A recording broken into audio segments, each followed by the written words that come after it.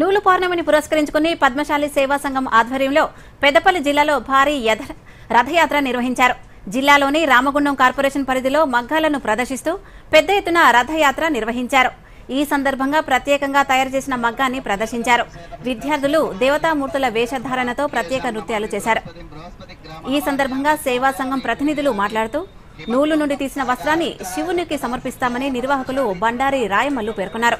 రథయాత్రను అత్యంత పవిత్రంగా నిర్వహించినట్లు వెల్లడించారు.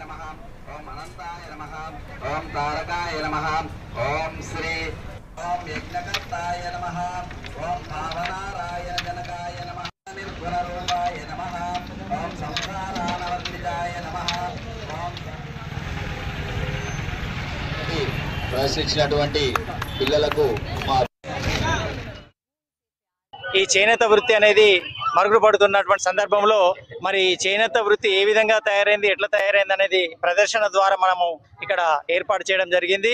ఈ ప్రదర్శన నిజంగా కూడా వాళ్ళు చాలా సంవత్సరాలుగా వాళ్ళు నేస్తూ ఇక్కడ గోదావరికంలో ఉన్నారు. అయినా కూడా వాళ్ళు మర్చిపోయిన వృత్తిని మళ్ళొకసారి గుర్తు చేయడానికి ముందుకు వచ్చి ఈ యొక్క కార్యక్రమాన్ని విజయవంతం చేయడానికి వాళ్ళు వయసుతో నిమిత్తం లేకుండా వారు కష్టపడి ఒక 15 రోజుల నుండి ఈ కార్యక్రమాన్ని విజయవంతం చేయడానికి కృషి చేస్తున్నారు.